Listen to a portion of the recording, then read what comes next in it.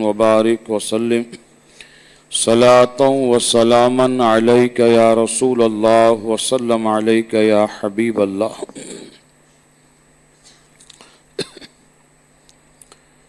आज से इंशाअल्लाह हमारा सिलसिला मसाइल में तिजारत के ताल्लुक़ से जो अहम मसाइल हैं वो इंशाअल्लाह अज़ीज़ थोड़ा थोड़ा करके बयान करने की सआदत हासिल करूँगा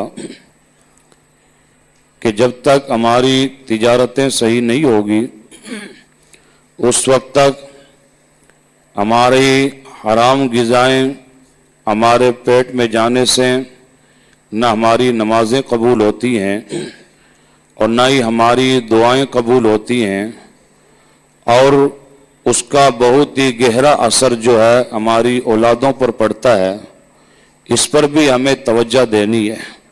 जब तक हलाल ग़िज़ा नहीं होगी उस वक्त तक इस सूरत में कोई कामयाबी हासिल नहीं कर सकते। आप कुरान उठाकर देखें और अहदीस नबविया उठाकर देखें, हर तरफ इस हलाल रोज़ी पर इतना ज़ोर दिया गया, इस कदर ज़ोर दिया गया है कि आप खुद पढ़ेंगे तब आपको एहसास होगा कि हलाल रोज़ी कमाना इस्लाम के अंदर कितनी अहमियत रखता है, कितनी अहमियतों का हामिल है। लेकिन आज का मुसलमान बिल्कुल इससे लापरवाह और गफलत के अंदर है। बस वो चाहता है किसी तरीके से भी रोज़ी आ जाए, शॉर्ट रास्ता इख्तियार करता है, बिल्कुल शॉर्ट रास्ते से रोज़ी कमाना चाहता है कि किसी तरीके से भी ज़्यादा कमा लूँ और कम वक्त के अंदर कमाऊँ और बिल्कुल कैसा भी तरीका हो, चाहे उसका हराम तरीका हो चाहे हलाल तरीका हो, बस किसी तरीके से भी रोज़ी आनी चाहिए। अल्लाह के प्यारे हबीब सल्लल्लाहु ताला अलैहि वसल्लम फरमाते हैं कि अल्लाह पाक है, तय्यब है और अल्लाह ताला पाकी ही को पसंद फरमाता है। तो पाक हलाल तय्यब जो माल होगा उसी को अल्लाह पसंद फरमाता है।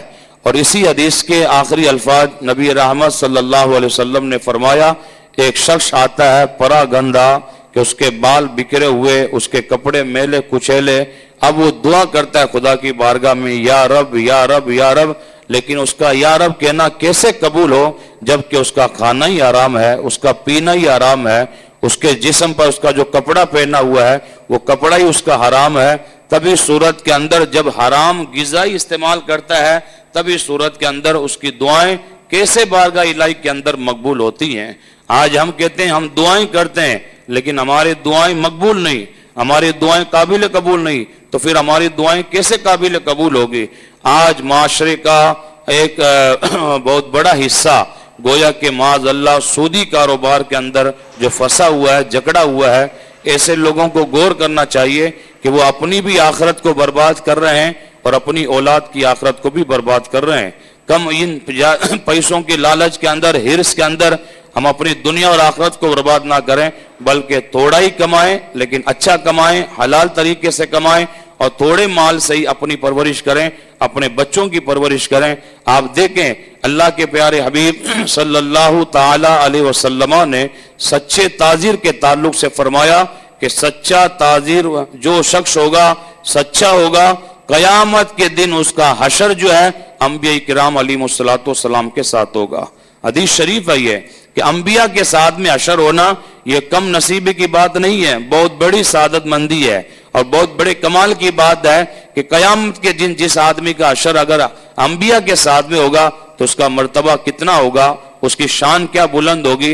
तो किसके ताल्लुक से हुजूर ने फरमाया, जो सच्चा ताजिर होगा, सही तरीके से हलाल तरीके से माल कमाता है और हलाल तरीके से माल को हासिल करता है। इसलिए बिजनेस को हलाल तरीके से करने के लिए गोया के दो अहम चीजें होती हैं जिसके ताल्लुक से हमारे उलमा ने फरमाया, दो अहम चीजों पर हमारी कड़ी निगाह होनी चाहिए।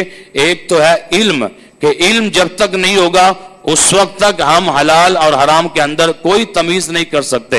हजरत सरकार फारूक आजम रदी अल्लाह ताला अन्हु दुकानदारों को कोड़े लगाया करते थे कि तुम्हें जब मालूम ही नहीं है कि हलाल हराम है, किस तरीके से बेचा जाता है, तब तुम्हें कोई हक नहीं है कि यहाँ दुकान के अंदर आकर बैठकर और माल को फरोख्त कर रहे हो। तो गोया के फारूक आजम बहुत ही सख्त थे इस मामले के अंदर और कोड़े लगाकर दुर्रे लगाते کہ جب تمہیں علم ہی نہیں ہے تو پھر تم کیسے فروخت کرتے ہو مال کو. اس لیے سب سے پہلے ضروری ہے کہ علم کا ہونا ضروری ہے. ہاں آدمی پورا علم حاصل نہیں کر سکتا ہے, یہ نہیں ہے. ایک تو ہوتا ہے علم کفایت اور ایک ہوتا ہے علم ضرورت. علماء کا جو علم ہوتا ہے وہ علم کفایت ہوتا ہے, اور عوام کا جو علم ہوتا ہے وہ گویا کہ علم ضرورت ہوتا ہے. آدمی اگر کسان ہے تو کسان کے جملہ مسائل کو پہلے سمجھے, اور اس کے بعد میں وہ کسان کی جو کھیتی وغیرہ یا جو کمائی کرتا ہے اس کے بعد میں کرے. جو اگر مزدور ہے, نوکر پیشہ آدمی ہے, وہ نوکر پیشے کے تعلق سے جو مسائل ہیں ان کو اچھی طریقے سے ذہن نشی کر لے کہ اس کے اندر کیا چیزیں حرام ہیں اور اس کے اندر کیا چیزیں حرام ہیں, یہ اس کے لیے ضروری ہے. اور جو گویا کہ تاجر ہے اس کو اپنی تجارت کے اعتبار سے مسائل کا سیکھنا یہ اس کے لیے لازم ہے, ضروری ہے. پہلا علم ہونا ضروری ہے, اور دوسرا فرمایا گیا عمل ہونا بہت ضروری ہے. ہر آدمی کو معلوم ہے کہ سود حرام ہے, قرآن کی آیات سے ثابت ہے, احادیث نبویہ سے ثابت ہے. اللہ کے پیارے حبیب صلی اللہ علیہ وسلم نے اس سود کو زنا سے بھی تعبیر فرمایا کہ زنا سے بھی بدتر گناہ ہے. آپ خود اندازہ لگائیں. اور پھر ہمارا مسلمان بھائی سودی کاروبار کے اندر پڑا ہوا ہے, کوئی اس کو فکر نہیں, کوئی اس کو احساس نہیں ہے, اور اس طریقے سے اچھے کپڑے بدن پر ماشاء اللہ, اور اس طریقے سے اچھی ٹوپی لگی ہوئی ہے, چہرے پر داڑھی ہے, ایسا لگتا ہے کہ دور سے لگنے کے اندر تو ایک مولانا ایک عالم لگتا ہے, لیکن معاذ اللہ اس کے کرتوت جب نظر آتے ہیں تب گویا کہ دل روتا ہے اور بہت ہی تکلیف ہوتی ہے اور بہت ہی احساس ہوتا ہے. اس لیے ایسے لوگوں کو ضرورت ہے کہ وہ حلال طریقے سے کمائے. اب گویا کہ ہماری تجارت جو ہوتی ہے بس ہمارا ایک طریقہ ہمارا الگ ہوتا ہے. آدمی کو طریقہ اگر چینج کر دیتا ہے تو وہی چیز جو حرام طریقے سے آپ حاصل کر رہے ہیں اس کو آپ حلال طریقے سے بھی حاصل کر سکتے ہیں. اللہ کے پیارے حبیب صلی اللہ تعالی علیہ وسلم کی بارگاہ عالیہ میں ایک بار حضرت بلال حبشی رضی اللہ تعالیٰ عنہ جو مؤذن رسول صلی اللہ علیہ وسلم تھے, وہ آ گئے حضور کی بارگاہ میں چند کھجوریں لے کر. تو حضور نے فرمایا کیا یہ؟ تو فرماتے ہیں, عرض کرتے ہیں یا رسول اللہ کھجور ہیں. تو کہاں سے لے کر آئے؟ تو کہا ہم نے فلاں آدمی کو ہم نے 2 سا کھجوریں دی اور اس سے ہم نے 1 سا کھجوریں واپس لے لی. کیا مطلب؟ گویا کہ حضرت بلال فرماتے ہیں میرے پاس میں یا رسول اللہ جو کھجوریں تھی وہ بالکل ہلکی والی کھجوریں تھی, کم کوالٹی کی کھجوریں تھی, اس کی کوئی زیادہ قدر و قیمت نہیں تھی. تو ہلکی والی کھجور میرے پاس میں تھی, سامنے والے کے پاس میں اچھی کوالٹی کی کھجور تھی, بھاری کھجور تھی, اس لیے میں نے اس 2 سا کھجوریں یعنی 2 کلو کھجوروں کو دے کر 1 کلو کھجور اس سے واپس لے لی. تو سرکار نے فرمایا یہ تو کھلا ہوا سود ہے, یہ تو کھلا ہوا سود ہے, یہ تو حرام ہے, ناجائز ہے, یہ کیسے آپ نے کام کر لیا؟ اس لیے سودی کاروبار ہے یہ کہ جنس کو جنس کے بدلے کے اندر تبادلہ کرنا, اور یہ تو صاف ظاہر ہے یہ تو سود ہے. تو حضرت بلال حبشی رضی اللہ تعالیٰ عنہ کو رسول اللہ نے نصیحت فرمائی کہ اس طریقے سے کبھی بھی مال کو حاصل نہ کیا جائے. ہاں اگر آپ کو مال حاصل کرنا ہی تھا تو آپ یہ کرتے کہ بھئی آپ کے پاس میں جو 2 کلو کھجوریں تھی وہ کھجوریں ان صحابی کو دیتے اور پھر وہ خرید لیتے آپ سے, اور پھر ان سے آپ جو اچھی والی جو کھجوریں ان کے پاس میں تھی وہ ان سے آپ خرید لیتے. تو آپ اپنی کھجوریں ان کو بیچ دیتے اور پھر وہ کھجوریں آپ کو بیچ دیتے. تو اس طریقے سے بیچنا, خرید و فروخت کرنا یہ تو جائز طریقہ ہے, اسلامی طریقہ ہے اور سچے تاجر کی نشانی ہے اور ایک حلال طریقہ ہے. تو آپ نے گویا کہ طریقہ غلط استعمال کیا کہ ایک جنس کو ایک ہی جنس کے بدلے میں آپ نے اس کا تبادلہ کیا, بدلاؤ کیا, بیچا. یہ تو بہرحال شریعت کے اندر کھلا ہوا سود ہے جو قرآن سے ثابت ہے.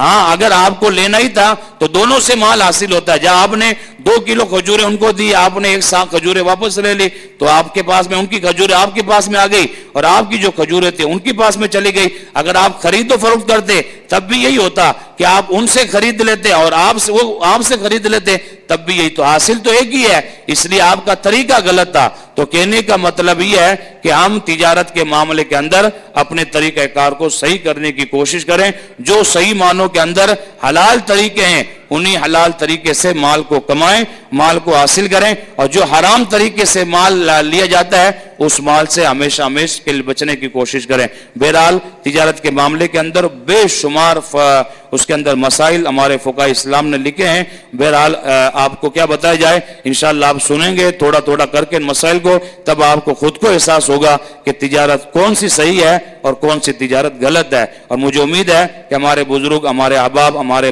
نوجوان ان مسائل کو اچھی طریقے سے سماعت کرتے ہوئے انشاءاللہ اس پر عمل کرنے کی کوشش کریں گے اور اپنے مال تجارت کو صحیح کرنے کی کوشش کریں گے، حلال کمائی سے اپنی بھی پرورش کریں گے اور اپنے بچوں کی پرورش کریں گے۔ پروردگار عالم ہم سب کو ان مسائل کو اچھی طریقے سے سمجھتے ہوئے اسے عام کرنے کی توفیق رفیق عطا فرمائے۔ اللہم صلی علی سیدنا مولانا محمد وبارک وسلم صلاۃ و سلام علیک یا رسول اللہ، اللہم انت السلام ومنک السلام والیک یرجع السلام، حینا ربنا بالسلام وادخلنا الجنة دار السلام، تبارک ربنا وتعالیت یا ذا الجلال والاکرام، سمعنا واطعنا غفرانک ربنا والیک المصیر، ربنا آتنا فی الدنیا حسنہ وفی الآخرۃ حسنۃ وقنا عذاب النار، اللہم ربنا تقبل منا انک انت السمیع العلیم وتب علینا انک انت التواب الرحیم، ان اللہ وملائکتہ یصلون علی النبی یا ایہا الذین آمنوا صلوا علیہ وسلموا تسلیما،